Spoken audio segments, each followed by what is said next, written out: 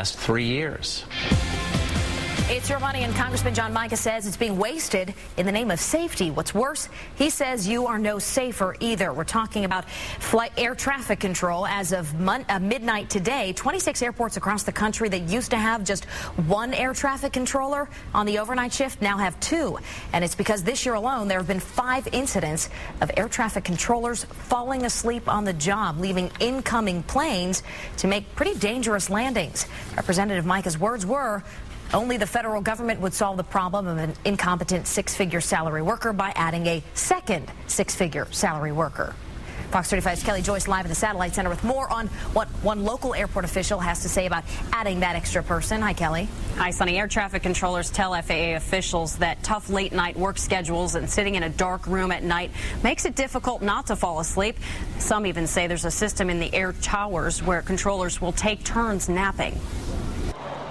Sanford International Airport has air traffic controllers working 17 hours a day, every day. But only in special circumstances are there traffic controllers around for most of the night. Not all airports have towers. Not all airports with commercial service have towers.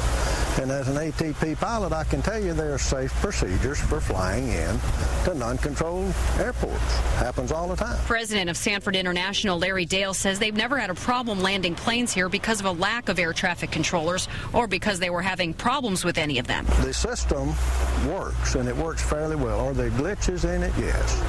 Do people sometimes fall asleep? Yes. Do they fall asleep at the wheel and run off the road? Yes. Are they trained not to? Yes. So there's no perfect system, but I can tell you I work with the people both as an ATP pilot and an airport director here with the FAA Air Traffic Control. They're the best in the world. As far as the FAA's decision to double up on controllers at more than 24 U.S. airports, I don't think putting 2 people at all at the 500 and something commercial airports, not all of them even have towers. But even those with towers, putting 2 people or more is not going to solve the problem. Some airports, like Washington Reagan, because where it's located, probably makes a lot of sense. Now, I just got the full list of which airports are affected. Washington Reagan is on the list. As far as Florida, Fort Lauderdale and Fort Lauderdale Executive are the only 2 in our state getting additional air traffic controllers. Representative John Mica in Washington answering our 2 big questions tonight. Representative, are 2 people better than 1 in a situation where there's literally so much at stake? Well, only in the federal government would you pay 2 people, and they're not poorly paid, $163,000 a year on average, to do the work when one is sleeping on the job. So we need to do better scheduling and use taxpayer money a little bit wiser. If 2 air traffic controllers aren't the solution, then what would be? Well, again, I think scheduling is the important thing. Today, you saw the resignation and heads are rolling at FAA. Management needs to do a better job. We need controllers to do a better job.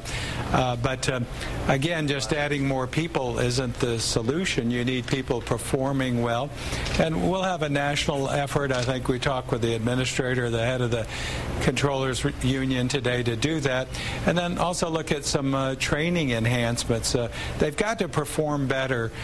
We can't just be hiring more people. We actually have 20% less traffic and 20% more air traffic controllers on the job, some 15,500 now since before 2011. Traffic down, controller numbers up.